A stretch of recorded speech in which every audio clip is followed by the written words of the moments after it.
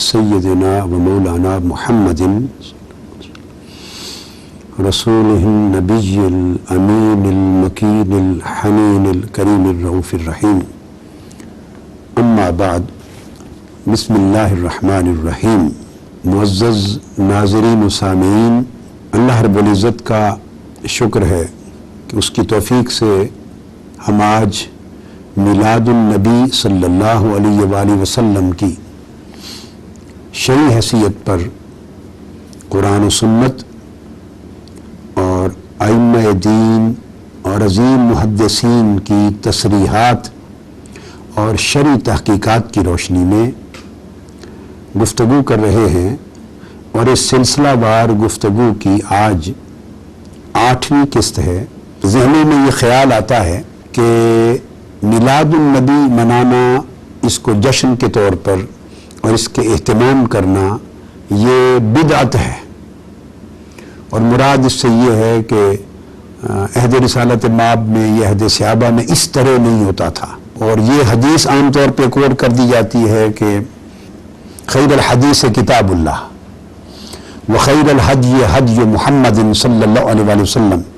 وشر الامور محدثاتها وکل بدعۃ ضلالہ، اور ایک حدیث میں ہے کل محدثۃ بدعۃ وکل بدعۃ ضلالہ وکل ضلالۃ فی النار۔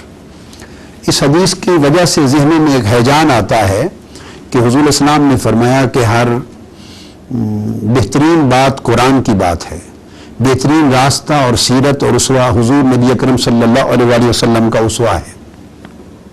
اور شر الامور سب سے بدترین کام وہ ہیں جو محدثات ہوں، جو بالکل نئے ہوں، یعنی جن کی کوئی اصل دین میں نہ ہو اور جن کو کوئی سپورٹ قرآن و سنت اور دین کی بنیادی تعلیمات سے کوئی تائید حاصل نہ ہو۔ اور ان محدثات الامور کو فرمایا کہ یہ بدعت ہیں، اور یہ بدعت ضلالت ہے، ہر بدعت گمراہی ہے، اور ہر گمراہی جہنم کا باعث بنے گی۔ اس کے علاوہ ایک اور حدیث بھی ہے، وہ بھی متفق علیہ مسلم اور بخاری و مسلم میں حضرت عائشہ صدیقہ رضی اللہ تعالیٰ عنہ راوی ہیں۔ حضور الاسلام نے فرمایا جو شخص ہمارے دین میں کوئی ایسی نئی چیز ایجاد کرے، اور اشارہ در حقیقت اس کا ہے کہ کوئی نیا فتنہ پیدا کرے، تو ایسی نئی چیز ایجاد کرے جس کی کوئی اصل دین میں نہ ہو اور جس کی کوئی اصل دین میں سے نہ ہو، فَهُوَ رَدٌّ، پس وہ مردود ہے۔ ان احادیث کے پیش نظر بعض لوگ بدعت کے تصور کو غلط سمجھتے ہوئے اور ان احادیث کے معنی اور مفاہیم کا غلط اطلاق کرتے ہوئے اس میں میلاد النبی صلی اللہ علیہ وسلم جیسے اہتمام کو بھی معاذ اللہ داخل کر کے اور ایک خلفشار اور انتشار ذہنوں میں پیدا کرتے ہیں۔ سو میں چاہتا ہوں کہ آج ہم اس غلط فہمی کا ازالہ کر دیں۔ جہاں تک بدعت کا تعلق ہے تو سب سے پہلے تو یہ امر قابل توجہ ہے، یہ بات ذہن نشین کر لیں کہ لفظ بدعت یہ بادع سے ہے، اور بادع کا معنی نئی چیز ہے، کوئی نئی چیز، یعنی نتھنگ سے سم تھنگ کریٹ ہونا،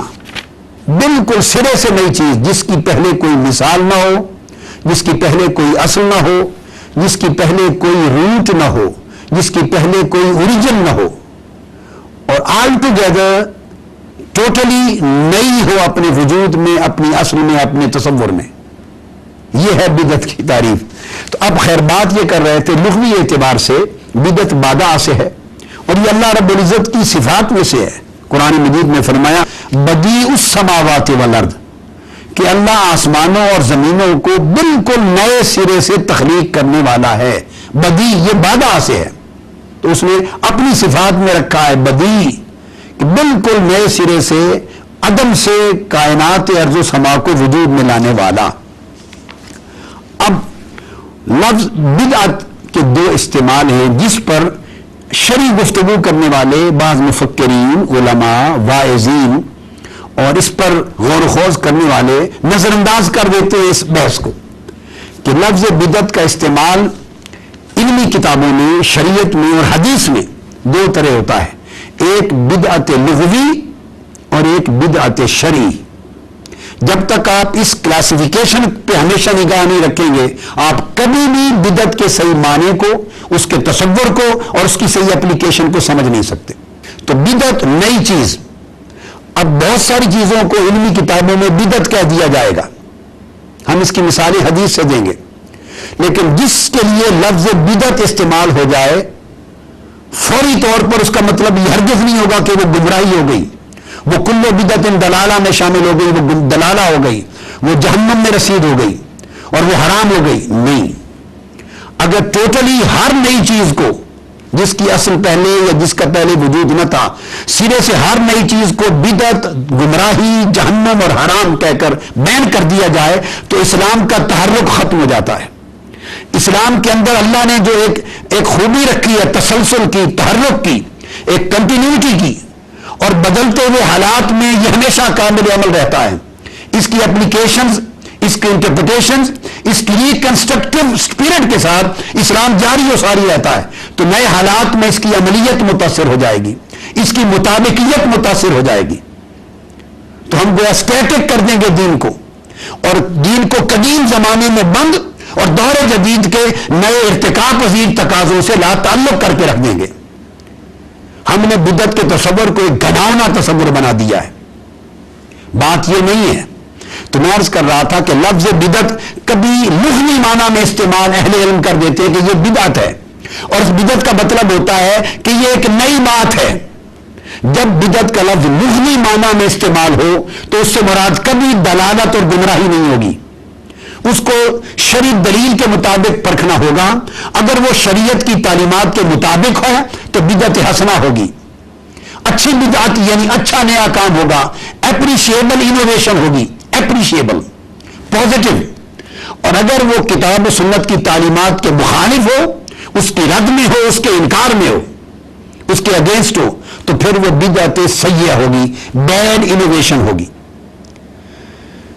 بری جس بدعت کو ضلالت کہا حضور نے، کل بدعت ضلالہ، جس بدعت کی مذمت کی، جس بدعت کو فتنہ قرار دیا، اس بدعت سے مراد فقط بدعت شرعی ہے جو عذر شریعت بدعت ہو۔ اور عذر شریعت بدعت کی تعریف میں شرط یہ ہے کہ اس کی کوئی اصل اور دلیل کتاب و سنت میں موجود نہ ہو، نمبر ایک، اور وہ قرآن و سنت کے کسی اصول اور مسئلے کے خلاف متضاد ہو، اور نمبر تین، اس بدعت سے قرآن اور سنت کا کوئی حکم ترک ہوتا ہو، اس کے ذریعے کوئی سنت فوت کی جاتی ہو، وہ عین کسی سنت کے خلاف واقع ہو، اور اس کے پیچھے کوئی اصل اور کوئی دلیل نہ ہو، کوئی دین کی حکمت اور مصلحت اور خیر کا پہلو نہ ہو، اور وہ دین کے اندر ایک فتنے کے طور پر داخل ہو، دین کے اندر ایک اصل کے طور پر، جیسے نماز 5 نمازیں ہیں، کوئی 5 کو 4 کر دے، 3 کر دے، یہ بدعت ہوگی۔ روزے رمضان کی بجائے کوئی کسی اور مہینے میں اناؤنس کر دے کہ نیا مذہب کہ اب روزے گرمیوں میں آتے ہیں، چلو ہمیشہ سردیوں میں آئیں، یہ بدعت ہوگی۔ کوئی نیا کعبہ کھڑا کر دے، بدعت ہوگی۔ کوئی قرآن کے مقابلے میں نئی کتاب بنا دے، بدعت ہوگی۔ کچھ وحی کو نئی وحی کا ہی بیان کر دے، بدعت ہوگی۔ نئی جھوٹی نبوت کا اعلان کر دے، بدعت ہوگی۔ کوئی ارکان دین میں کمی اور بیشی کر دے، بدعت ہوگی۔ دین کی مبادیات میں، اصولوں میں، اساسی عقائد میں اضافہ کر دے، کمی کر دے، کسی نئی چیز کا ایڈیشن کر دے، یہ بدعت شرعیہ ہے۔ اور جب یہ بدعت ہے، بدعت شرعی، یہ دلالت بھی ہے، گمراہی بھی ہے، اسلام کے خلاف بھی ہے اور فتنہ بھی ہے۔ مگر بدقسمتی کے بعض لوگ سمجھے بغیر بدعت لغوی پر بدعت شرعی کے معنی کا اطلاق کر دیتے ہیں، جس سے بہت بڑا فساد دینی اعتبار سے واقع ہوتا ہے۔ اب میں اس چیز کو واضح کرتا ہوں کہ یہ جو کچھ میں نے عرض کیا، یہ بات عین حدیث نبوی سے ثابت۔ اگر ہم یہ تقسیم نہ کریں، بدعت لغوی، یہ بدعت لغوی کی تقسیم صرف میں نے نہیں کی، یہ امام ابن تیمیہ نے بھی کی ہے، یہ علامہ حافظ ابن کثیر نے کی ہے، یہ بدعت لغوی کی تقسیم امام شوکانی نے کی ہے، یہ نواب صدیق حسن بھوپالی نے کی ہے، بلکہ پچھلے دنوں مرحوم سعودی عرب کے مفتی ابو عبدالعزیز بن باز تک نے کی ہے۔ جتنے ایکسٹریم ایک مکتب فکر اور ایک ویو پوائنٹ کو پروموٹ کرنے والے بھی جو علماء ہیں، ان کے پاس بھی کوئی چارہ نہیں ہے بدعت کی اس تقسیم کیے بغیر، بدعت لغوی اور بدعت شرعی۔ اسی وجہ سے وہ بدعت کو تقسیم کر دیا گیا کہ بدعت اگر لغوی معنی میں ہے تو وہ کبھی اچھی ہوگی کبھی بری ہوگی، یعنی شریعت کی تعلیمات اور مصلحتوں کے مطابق ہے تو بدعت حسنہ ہوگی، خلاف ہے تو بدعت سیئہ ہوگی۔ اور یہ تقسیم امام شافعی نے کی، یہ تقسیم امام قرطبی نے کی، یہ تقسیم امام غزالی نے کی ہے، یہ تقسیم امام اسقلانی نے کی ہے، یہ تقسیم امام ابن حجر مکی نے کی ہے، یہ تقسیم امام جلال الدین سیوطی نے کی ہے، یہ تقسیم امام نووی ریاض الصالحین کے مصنف نے کی ہے، یہ تقسیم امام بہقی نے کی ہے، یہ تقسیم امام عز الدین عبد السلام نے کی ہے، یہ تقسیم ملا علی قاری نے کی ہے، یہ تقسیم عبدالحق محدث دہلوی نے کی ہے، آپ امام قسطلانی نے کی ہے۔ آپ ائمہ اور محدثین کی 100 کی قطار 500 کی قطار اٹھا لیں، ایک امام علم کا فقیہ، ایک محدث آپ کو ایسا نہیں ملے گا جو بدعت کو حسنہ اور سیئہ کی تقسیم جس نے نہ کی ہو۔ اس کے بغیر اسلام کے نئے نئے تصورات کی انٹرپریٹیشن ہی نہیں ہو سکتی۔ اب اس کو سب سے پہلے میں حدیث پاک سے لیتا ہوں کہ یہ جو تقسیم میں نے عرض کی، یہ تقسیم تو خود صحابہ کرام نے کی تھی۔ یہ بخاری اور مسلم کی متفق علیہ حدیث ہے جو میں کوٹ کر رہا ہوں، اور یہ عبداللہ بن عمر رضی اللہ تعالیٰ عنہ روایت کرتے ہیں کہ بعض صحابہ مسجد نبوی میں نماز ضحیٰ پڑھ رہے تھے، صلاۃ چاشت، نماز چاشت۔ کسی نے پوچھا کہ یہ کیا نماز ہے؟ عبداللہ بن عمر نے کہا فقال بدعۃ، یہ بدعت ہے۔ اب بتائیے، چاشت کی نماز کو بھی حدیث میں بخاری مسلم میں لفظ بدعت کہہ دیا عبداللہ بن عمر نے، کیوں؟ کہ یہ شرعی معنی میں نہیں تھی۔ میں سمجھانا یہ چاہتا ہوں کہ ہمیشہ لفظ بدعت برے معنی میں استعمال نہیں ہوتا، ایک کنسپٹ ہوتا ہے۔ وجہ کیا کہ حضور علیہ السلام نے چاش کی نماز مسجد میں آ کے پڑھنے کا معمول نہیں رکھا تھا، اندر پڑھتے تھے۔ چونکہ یہ مسجد میں کثرت کے ساتھ پڑھ رہے تھے تو کثرت سے مسجد میں پڑھنے کا جو معمول تھا یہ ایک نئی سمجھے ٹریڈیشن تھی، اس نئی ٹریڈیشن کی وجہ سے انہوں نے فرمایا ہاں بدعت، یہ کہ بدعت ہے۔ اب دوسری یہی حدیث دوسرے مقام پر ابن ابی شیبہ روایت کرتے ہیں اسناد صحیح کے ساتھ، انہوں نے کہا اعرج روایت کرتے ہیں قال سألت محمدا عن صلاۃ الضحى ومسند ظهروا الى حجرۃ النبی، حضور کے حجرہ مبارک کی دیوار سے پشت لگا کے بیٹھے تھے، میں نے پوچھا یہ کیا ہے؟ قال فقال بدعۃ ونعمۃ البدعہ، انہوں نے کہا بدعت یعنی مسجد میں اجتماع کر کے نماز چاش کا پڑھنا ایک نئی ٹریڈیشن ہے، یہ مانا تھا بدعت کا، مگر نعمت البدعہ، مگر اچھی بدعت ہے کہ اچھا کام کر رہے ہیں لوگ۔ تو آپ نے دیکھا کہ بدعت کا لفظ بھی یوز کیا اور اچھی بدعت یعنی بدعت نعمہ، بدعت حسنہ یہ لفظ بھی یوز کیا، یہ حدیث پاک سے صحابہ کرام کی ٹرم سے ثابت۔ اب مزید صحیح بخاری کی حدیث کوٹ کر رہا ہوں اور موطا امام مالک کی، وہ سیدنا فاروق اعظم رضی اللہ تعالیٰ عنہ ایک رات باہر تشریف لائے اور دیکھا کہ لوگ الگ الگ نماز تراویح پڑھ رہے ہیں، باجماعت نہیں پڑھ رہے۔ آپ کو یہ طریقہ کو اچھا نہیں لگا، پھر آپ نے حضرت ابی بن کعب کو امام مقرر کیا۔ یہ جو میں روایت دے رہا ہوں صحیح بخاری، تو آپ نے حضرت ابی بن کعب کو امام مقرر کیا اور فرمایا، حکم دیا کہ تمام صحابہ اب کل سے نماز تراویح باجماعت پڑھیں گے، ابی بن کعب امامت کرائیں گے۔ حضور علیہ السلام نے پوری عمر مبارک میں 3 دن نماز تراویح باہر آ کے پڑھائی، پھر اندر تشریف لے گئے، پھر نماز تراویح کی جماعت نہیں کرائی تھی، اس لیے معمول پھر اکیلے اکیلے پڑھنے کا چلا آ رہا تھا۔ آپ نے امام مقرر کر دیا۔ اگلی رات کو نکلے، دیکھا کہ پوری صفیں باجماعت نماز تراویح ادا کر رہی ہیں اور مسجد میں خوب رونق اور نظم ہے۔ اس کو دیکھ کر سیدنا فاروق اعظم خوش ہوئے۔ اب ان کے لفظ کوٹ کر رہا ہوں صحیح بخاری سے، قال عمر نعم البدعۃ هذه، کہ یہ جو اب امام کی ابتدا میں باجماعت نماز تراویح پڑھنا کتنی اچھی بدعت ہے۔ اب جو بات تصور سمجھنے والا ہے، اگر کل بدعت ضلالہ کو جس طرح تھوک کے حساب سے ہم نے بالکل اتنا پروموٹ کیا ہے کہ ہر نئے کام کو بدعت کہہ کے گمراہی اور جہنم رسید کر دیا، اگر یہ کنسپٹ قبول کر لیا جائے معاذ اللہ، تو پھر سیدنا فاروق اعظم کی صحیح بخاری کی حدیث کا اطلاق کہاں ہوگا کہ وہ نماز تراویح کی باجماعت کو بدعت بھی کہہ رہے ہیں، خود شروع کرائی، اور اس کو نعم البدعہ یعنی بدعت حسنہ اچھی بدعت بھی کہہ رہے ہیں۔ پتہ چلا کہ لفظ بدعت کا استعمال 2 معنی رکھتا ہے۔ اس کا مطلب innovation, any new thing, new tradition, it can be good, it can be bad, اچھی ہو سکتی ہے، بری ہو سکتی ہے۔ لہذا سنت صحابہ یہ ہے کہ تقسیم کرو، جس کو حضور نے فرمایا کل بدعت دلالہ، ہر بدعت دلالہ ہے، اس سے مراد ہے اے کل بدعت سیئۃ دلالہ، ہر وہ بدعت، وہ نئی چیز جو قرآن و سنت کے مخالف ہو وہ گمراہی ہے، ہر وہ نئی چیز جو شریعت کے اگینسٹ ہو وہ گمراہی ہے، جس سے دین اور اسلام اور شریعت اور سنت کو نقصان پہنچے وہ گمراہی ہے، اس کو اسپیسیفائی کر دیا گیا۔ اسی طرح حدیث ہے صحیح مسلم میں، یہ تو سیدنا فاروق اعظم کے الفاظ تھے، حضور علیہ السلام نے خود فرمایا، حضور نے فرمایا جس شخص نے اسلام میں ایک نیا راستہ ایجاد کیا، ایک نیا طریقہ شروع کیا تو اچھا ہوا، اچھا نیا طریقہ، تو اس کا اجر بھی اس کو ملے گا اور اس پر تمام عمل کرنے والوں کا اجر بھی اس کو ملے گا، اور جس شخص نے اسلام میں ایک برا نیا راستہ وضع کیا، جاری کیا، تو اس کے عمل کا گناہ بھی اس کو ملے گا اور اس کے عمل کرنے والوں کا گناہ بھی اس کو ملے گا۔ تو آپ نے دیکھا یہاں لفظ حضور نے استعمال کیا سنتن، اور سنتن کو تقسیم کیا سنتن حسنتن اور سنتن سیئتن۔ اگر یہاں سنت سے مراد ایک ہی معنی میں سنت رسول لے لی جائے، شرعی سنت، جیسے بدعت کا ایک اگر معنی کر لیا جائے بدعت معنی بدعت شرعی، اور تقسیم نہ کریں تو جو مشکل پیش آئے گی دین کی انٹرپریٹیشن میں وہ مشکل یہاں پیش آئے گی۔ اس سے مراد سنت شرعی نہیں ہے، اگر مراد سنت شرعی ہوتی تو سنت شرعی تو ہوتی ہی اچھی ہے،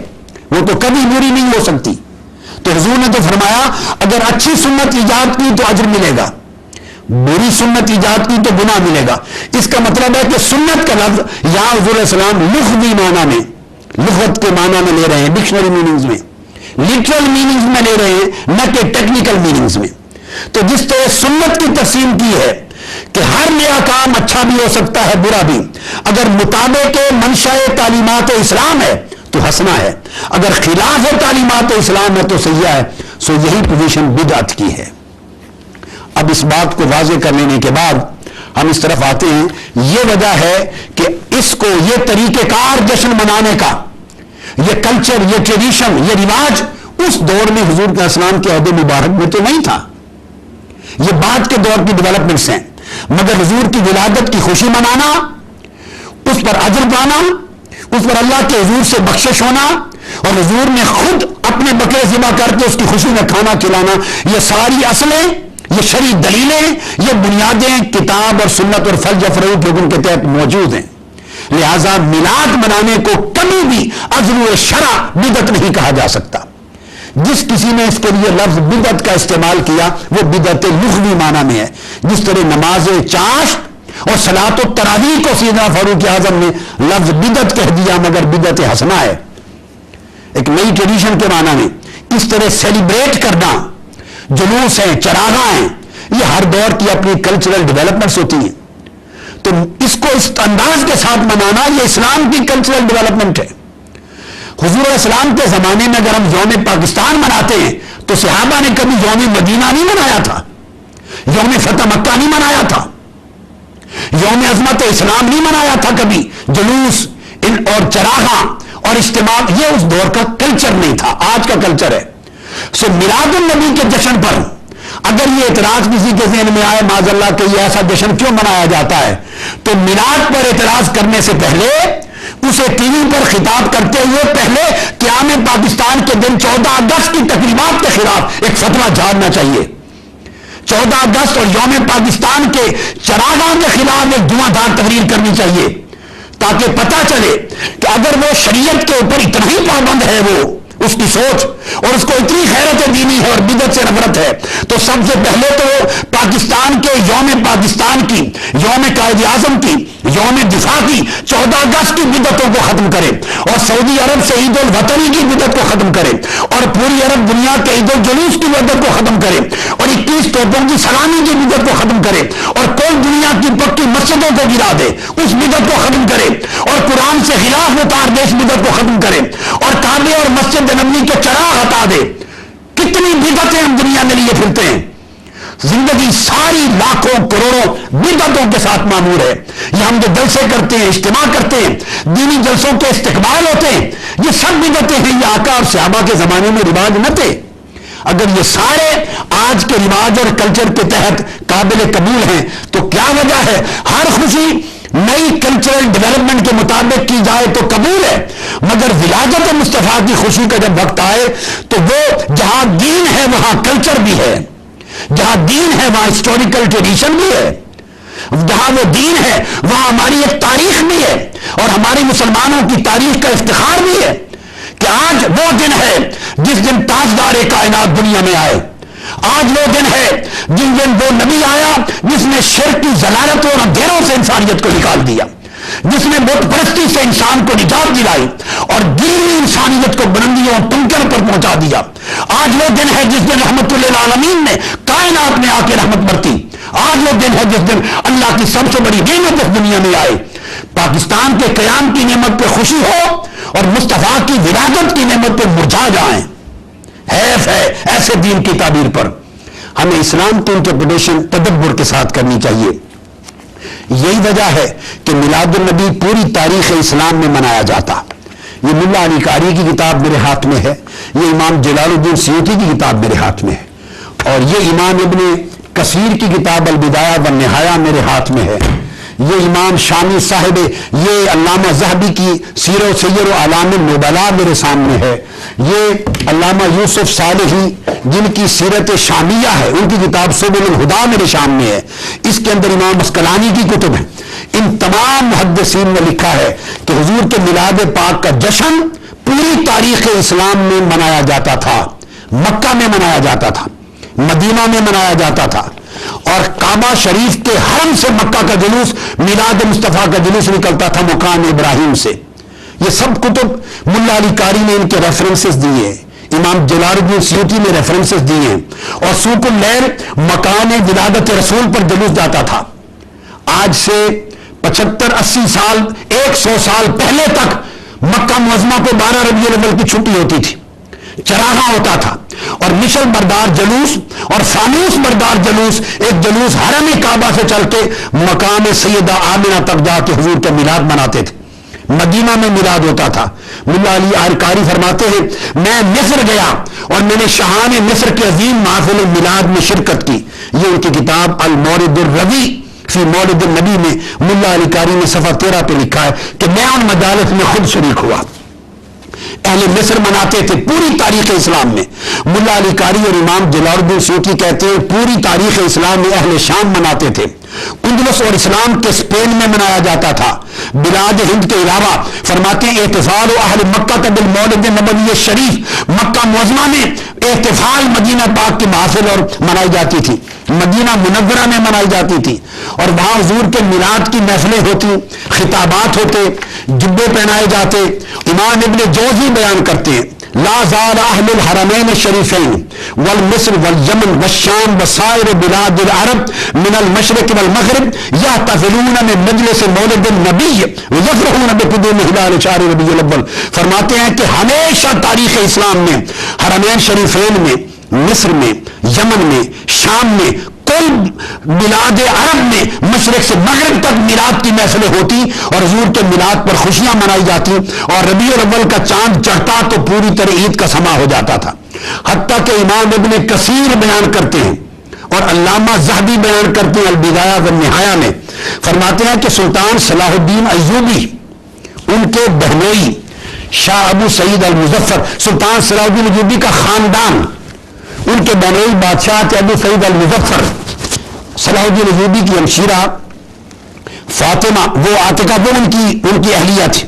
فرماتے ہیں کہ وہ محفل میلاد مناتے، 5000 بکرے ذبح ہوتے، 1,00,000 تھال ہوتے،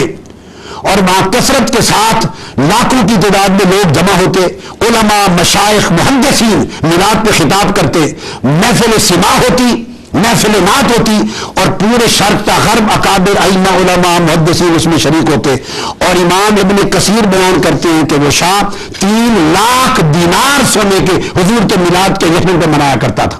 اور اس کو بیان کر کے علامہ ابن کثیر تنقید نہیں کرتے کہ یہ اسراف کرتے تھے، خرچ کرتے تھے۔ انہوں نے کہا کتنے ایمان والے لوگ تھے کہ حضور کے میلاد کو اتنی محبت سے مناتے۔ امام قسطلانی جو شارح بخاری ہیں المواہب اللدنیہ میں لکھتے ہیں کہ حضور کے میلاد کے مہینے میں خوشیوں اور مسرتوں کی تقریبات ہوتی، خیرات اور صدقات ہوتے اور ولائم شادیوں کی طرح حضور کے میلاد پاک کی محفلیں منعقد کی جاتی. اسی طرح اس کو تمام امام قطب الدین الحنفی نے اہل مکہ کے جشن میلاد کا ذکر کیا. مکہ کی تاریخ کی اہم کتاب ہے الاعلام بآلام بیت اللہ الحرام، اس کے صفحہ 196 پر امام قطب الدین انہوں نے اہل مکہ کے، جس کا میں نے ذکر کیا کہ چاروں مالکی، شافعی، حنبلی اور حنفی، ان کے تمام ائمہ اور قضات اور تمام عمرا جمع ہوتے اور گورنر اور پورے عرب کے حکام اور مشائخ جمع ہوتے اور مشل بردار جلوس کے ساتھ حضور کا میلاد منایا جاتا. یہ مکہ کا ذکر کرتے ہیں. اس کو شیخ عبدالحق محدث دہلوی بیان کرتے ہیں کہ پوری تاریخ اسلام میں جملہ اہل اسلام حضور کے میلاد کو ولیموں کی طرح مناتے اور محفل میلاد منعقد کرتے ہیں. حتیٰ کہ حاجی امداد اللہ مہاجر مکی رحمۃ اللہ علیہ، ان سے کسی نے پوچھا محفل میلاد اور جشن میلاد، وہ فرماتے ہیں کہ اس کے اندر برکات ہیں اور ساری چیزیں چھوڑیں، ہمارے لیے حرمین شریفین کی اتباع کافی ہے. وہ کہتے ہیں کل حرمین میں میلاد منایا جاتا ہے. یہ بات میں نے اس لیے زور سے کہی کہ آج کل کے حالات دیکھ کر بعض لوگ یہ سمجھتے ہیں کہ جی وہاں تو نہیں منایا جاتا. تو یہ بات ذہن میں رکھ لیں کہ اسلام وہاں ان 75 سالوں میں نہیں آیا. اسلام 1400 سال پہلے آیا تھا. قوانین بدلتے ہیں، کلچر بدلتے ہیں. جو کچھ آج ہے یہ پرانی تاریخ نہیں ہے. یہ آج کا نظام، اس کو نافذ ہوئے 75 سال ہوئے ہیں. آج سے 75 سال پہلے تک 1924 ہجری 1924 عیسوی تک مکہ کے اندر میلاد النبی سرکاری دھوم دھام سے منایا جاتا. یہ 75 سالوں میں بند کر دیا گیا. تاریخ حرمین شریفین کی میلاد کی وہاں سے یہاں ہمارے پاس پہنچی، نہ کہ یہاں سے وہاں پہنچی. تو حضور علیہ الصلوۃ والسلام کے میلاد النبی کے جشن، اور اس کے اوپر یہ کبھی خیال نہ کریں کہ معاذ اللہ کوئی اسراف ہے. یاد رکھ لیں اسراف ناجائز کاموں میں ہوتا ہے، خیر و برکت کے کام میں اور دین کی تمکنت کے کام میں اور اسلام کی شوکت اور عزت کے کام میں اسراف نہیں ہوتا. صرف ایک مثال دیتا ہوں. سیدنا فاروق اعظم نے ایک روز سوچا کہ یہ کعبے کے اندر جو انبار لگا پڑا ہے سونے چاندی کا خزانہ، اس کو غریبوں میں تقسیم کر دوں. حضرت وائل کہتے ہیں میں نے کہا کہ یہ کام ابو بکر نے نہیں کیا تھا، عمر آپ کیوں کرتے ہیں؟ وہ رک گئے. امام ابن حجر اسقلانی اس کی وجہ بیان کرتے ہیں فتح الباری میں، فرمایا کہ اس وجہ سے سونے چاندی کے انبار پڑے ہیں، تقسیم نہیں کیا کہ اس سے اسلام کی تمکنت، روب اور دبدبہ قائم ہوتا ہے. اور اس کو امام علامہ عینی اور اکابر ائمہ اسلام نے کہا وہ دین کے کام جس کے ذریعے اسلام کی عزت اور شان و شوکت اجاگر ہو، تمکنت اور غلبہ اجاگر ہو اور دشمنان اسلام پر اسلام کی عظمت کا دبدبہ قائم ہو، ان چیزوں میں کیا ہوا کام اس میں اسراف نہیں ہوتا. یہی وجہ ہے کہ کعبے کے غلاف کو اعلیٰ ریشمی کپڑے سے اور سونے کی تاروں سے بنایا جاتا ہے. کبھی کسی نے نہیں سوچا کہ یہ اسراف کیوں، سادہ کپڑے سے بھی بن سکتا تھا. حرمین شریفین کی مساجد کو اعلیٰ قیمتی فانوسوں سے سجایا گیا. ائمہ محدثین کہتے ہیں کہ کچھ جگہیں، کچھ تقریبیں، کچھ نسبتیں ایسی ہیں کہ جن کو جتنا خوبصورت طریقے سے سجایا، بنایا، سنوارا اور بنایا جائے وہ اسراف نہیں ہے، کیونکہ اس کی شان و شوکت سے اسلام کی عظمت اجاگر ہوتی ہے. اور ان تمام مقامات سے بڑھ کر اسلام کی عظمت اور امت محمدی کی زندگی اور شان و شوکت اجاگر ہوتی ہے جب وہ سال کے بعد مناتے ہیں یوم مصطفیٰ کو، جشن میلاد مصطفیٰ کو. تو اس وقت انسانیت کو پتہ چلتا ہے کہ یہ امت اتنی گر جانے کے باوجود اپنے نبی سے اور اپنے مرکز اسلام کے ساتھ اتنی محبت کا تعلق رکھتی ہے. یہی وجہ ہے کہ قومیں اپنے قومی ایام مناتی ہیں. قومی ایام ان کی تاریخ کا حصہ بھی ہوتے ہیں اور ان کی زندگی کی علامت بھی ہوتے ہیں. تو حضور کے میلاد کو منانا اسلام کی تاریخ کا حصہ بھی ہے، ایمان کی زندگی کی علامت بھی ہے، عشق اور محبت مصطفیٰ کا تقاضا بھی ہے اور دینی تعلیمات کو امت مسلمہ نئی نسلوں تک آگے پہنچانے کا ذریعہ بھی ہے اور باعث خیر و برکت اور باعث مغفرت و بخشش آخرت بھی ہے. اللہ تبارک و تعالی ہمیں ان امور کی صحیح معرفت بھی دے اور ان کے ذریعے اپنی زندگی کو ظاہراً و باطناً اسلام کی تعلیمات کے مطابق سنوارنے اور ڈھالنے کی توفیق مرحمت فرمائے. وما علینا الا البلاغ.